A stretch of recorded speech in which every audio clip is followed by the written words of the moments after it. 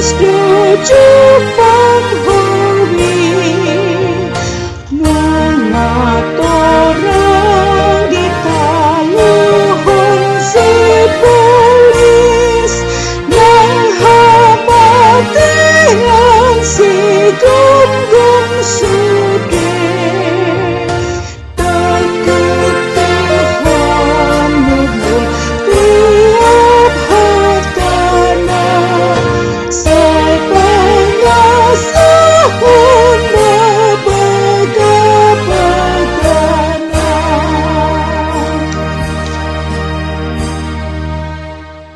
Salam saudara-saudara.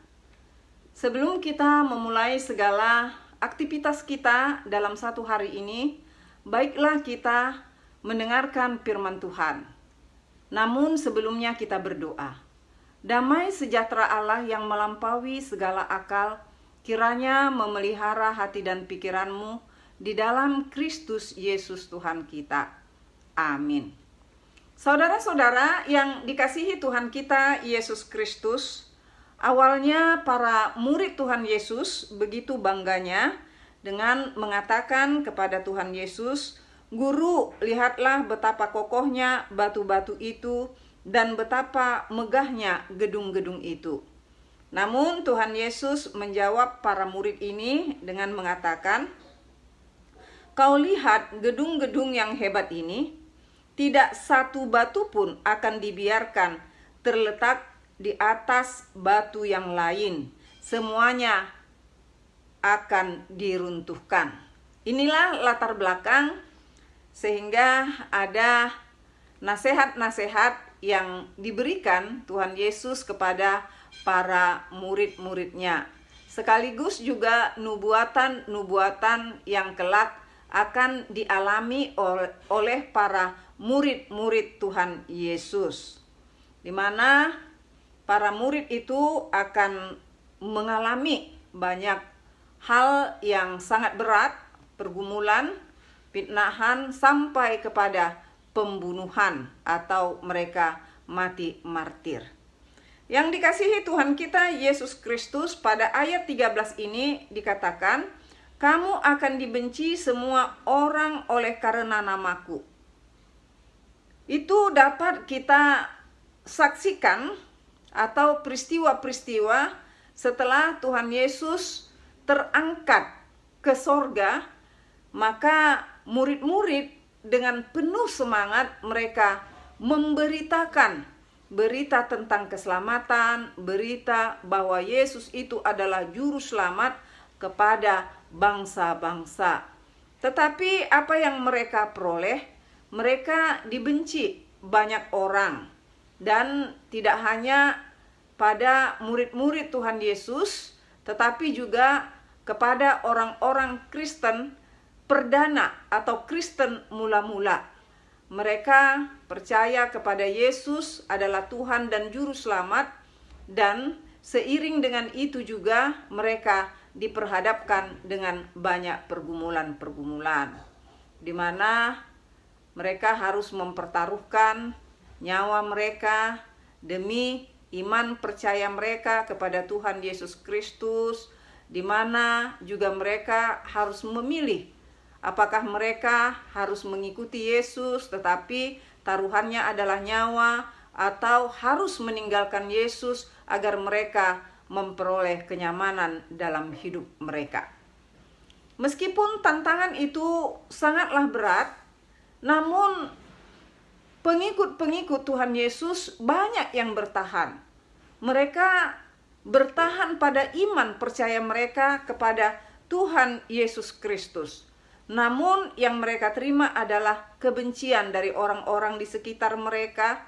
Bahkan banyak yang mengalami pergumulan-pergumulan yang berat oleh karena beriman kepada Tuhan Yesus Kristus.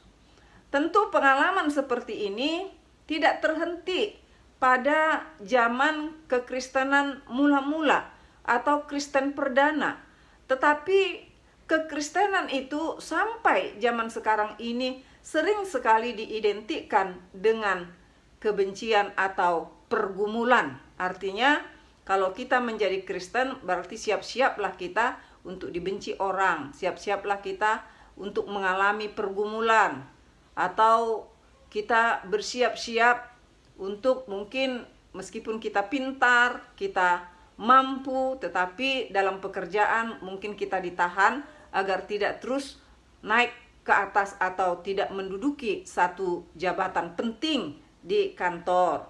Atau mungkin juga anak-anak kita pernah mengeluh, misalnya saja bahwa di sekolah dia dikucilkan karena dia adalah seorang Kristen, pengikut daripada Tuhan Yesus Kristus. Itu bisa dialami orang-orang yang mengikut atau percaya kepada Tuhan Yesus Kristus.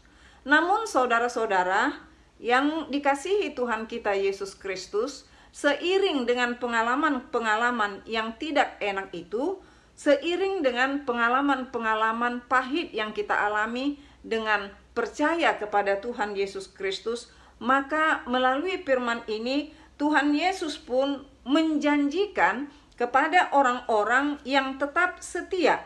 Dia mengatakan, tetapi orang yang bertahan sampai pada kesudahannya, ia akan selamat. Jadi pekerjaan kita, yaitu di mana kita tetap setia dan kita mau mengalami pergumulan, dan kita tidak buru-buru langsung meninggalkan Tuhan Yesus, tetapi justru dalam pergumulan itu kita tetap bertahan dan kita tetap memuji dan melakukan apa yang Yesus inginkan dari kita, maka Tuhan Yesus mengatakan orang-orang seperti itu pada kesudahannya akan diselamatkan. Dan kita juga boleh melihat pada Wahyu pasal 2 ayat 10 dikatakan, yaitu pada kalimat yang terakhir, hendaklah engkau setia sampai mati dan aku akan mengaruniakan kepadamu mahkota kehidupan. Seorang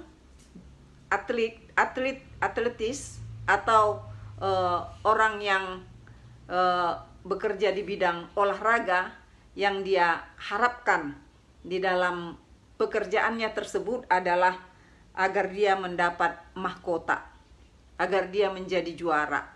Jadi demikian juga kita, orang-orang yang percaya kepada Tuhan Yesus, Tuhan Yesus menjanjikan bahwa bila kita setia sampai mati, kita setia sampai akhirnya, maka Tuhan Yesus pun menjanjikan kepada kita mahkota kehidupan.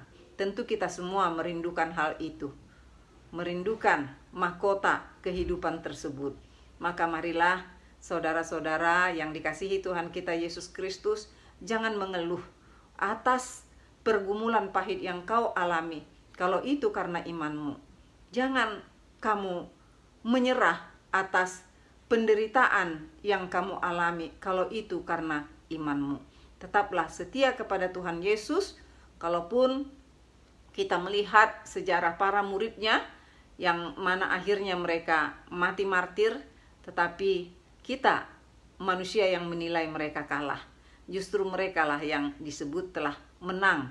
Merekalah yang akan mendapatkan mahkota kehidupan karena kesetiaan telah mereka nyatakan sampai akhir hidupnya. Karena itu, marilah kita semua anak-anak Tuhan nyatakan di dalam hidupmu, nyatakan di hadapan Tuhan bahwa kau tetap setia, bahwa kita semua tetap setia sampai pada akhir hidup kita. Dan Tuhan akan memberikan apa yang dia janjikan, yaitu mahkota kehidupan. Amin. Tuhan memberkati. Kita berdoa. Terima kasih Bapa di sorga, Bapa yang kami sembah, kami puji di dalam Yesus Kristus, Juru Selamat kami yang hidup. Kalau Tuhan menyapa kami, Tuhan mengingatkan kami bahwa mengikuti Yesus bukanlah sesuatu hal yang nikmat-nikmat saja, hal yang baik-baik saja, tetapi mengikut Yesus juga beriringan dengan banyak pergumulan.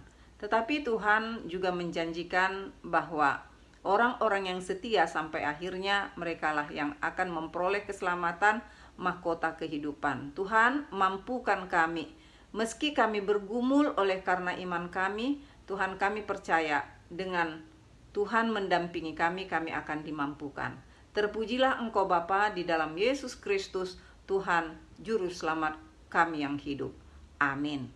Selamat berkarya saudara-saudara yang dikasihi Tuhan kita Yesus Kristus. Tuhan memberkati.